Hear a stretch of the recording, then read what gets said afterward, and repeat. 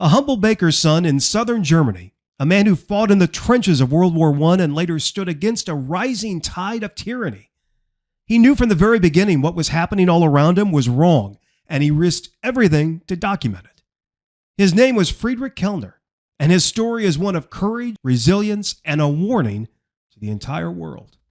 But first, if you're a fan of profound, historic, and timeless tales, this is the place for you. That's what we do here. We drop new episodes twice a week, Sundays and Wednesdays, so if that sounds good to you, give the story a like and subscribe.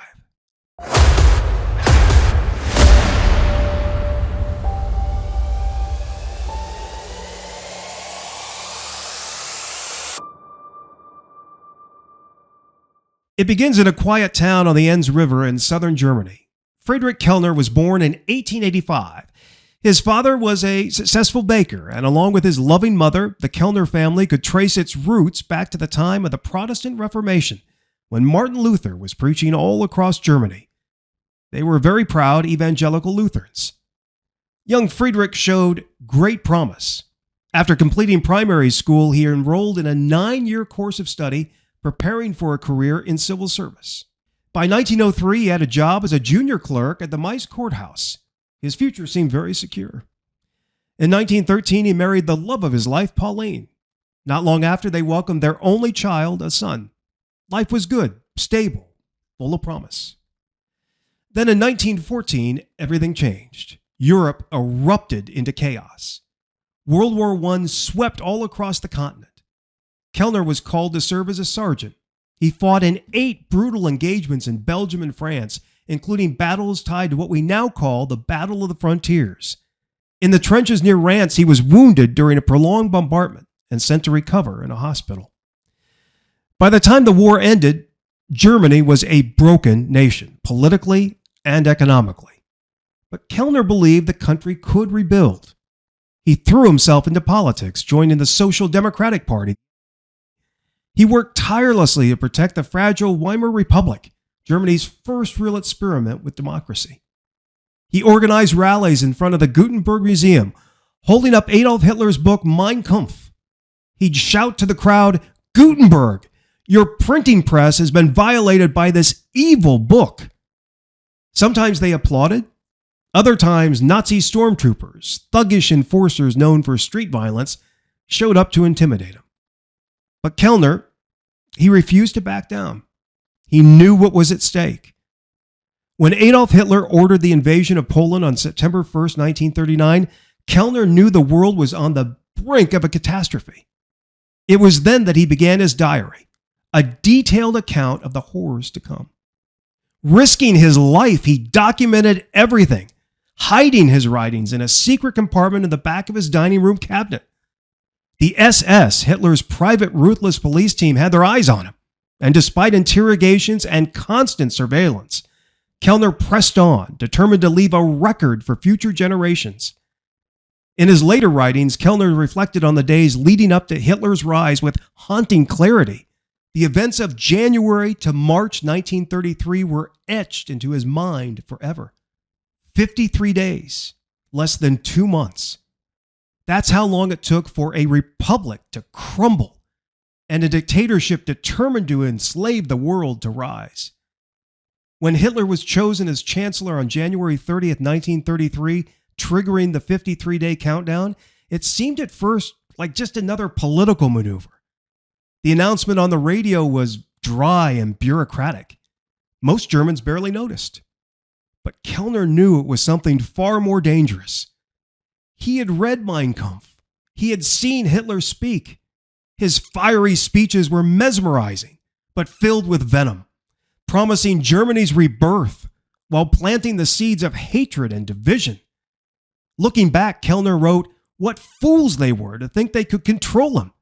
They were playing with fire and it would consume them all."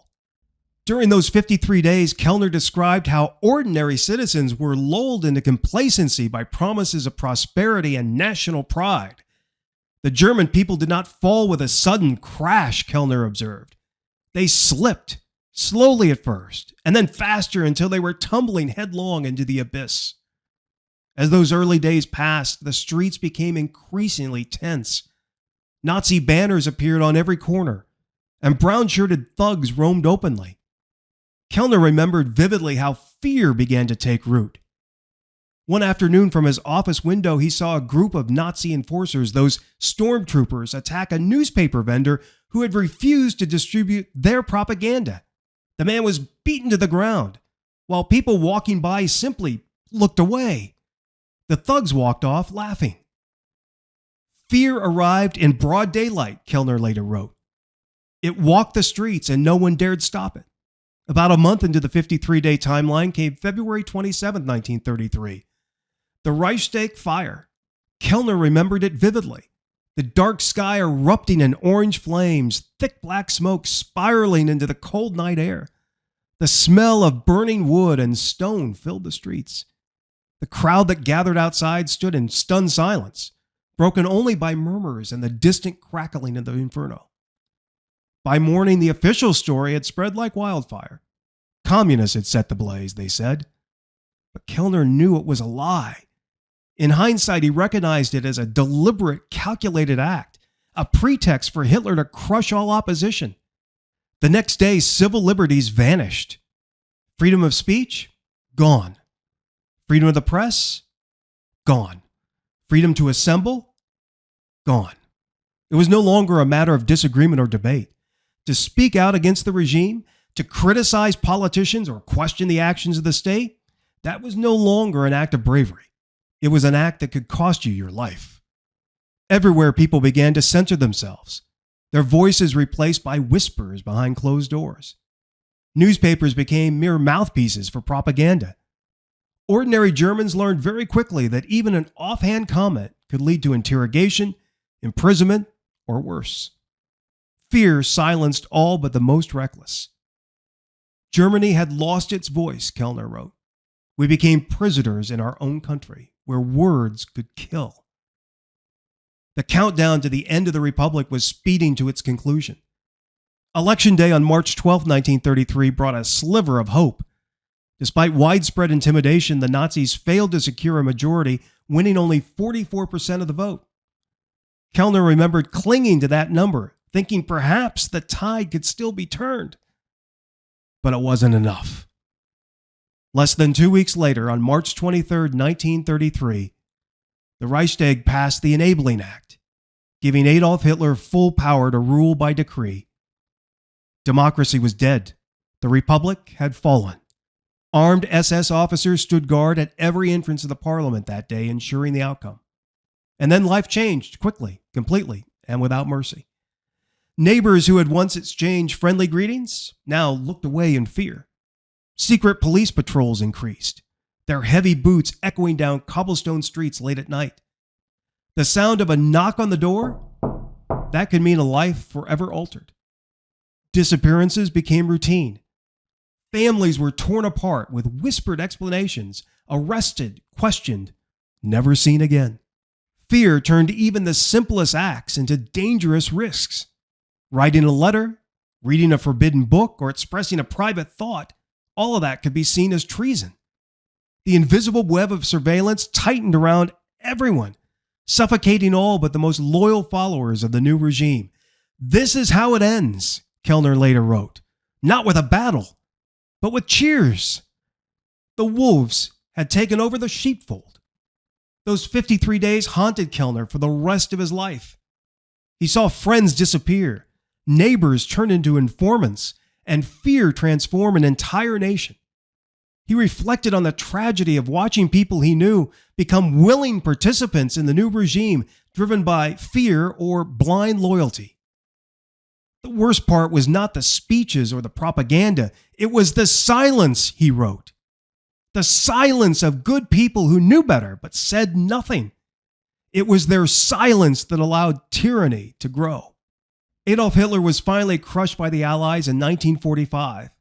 Kellner aided in the denazification process, removing former Nazis from positions of power in the region. His last entry in the volumes of diaries he had kept read, "If now, after the collapse, should any of these lackeys of Adolf Hitler have the insolence to claim they were merely harmless onlookers, let them feel the scourge of avenging mankind. Whoever cries about having lost the Nazi system or wants to resurrect it is to be treated as a lunatic.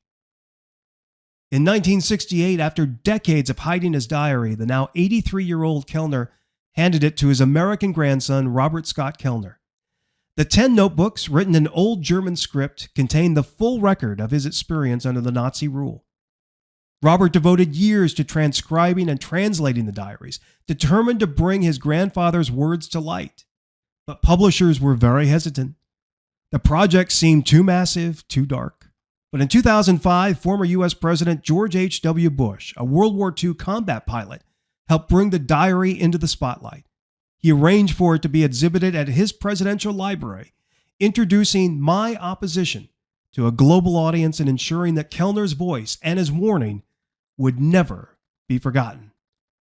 Kellner's courage in documenting the unthinkable is a reminder of his chilling observation. Democracies don't fall with a sudden crash. They erode, bit by bit, until they are simply gone. New Heath Story episodes drop twice a week only on the Jim Heath channel. If you'd like to help keep Heath Story going, consider supporting us on Patreon.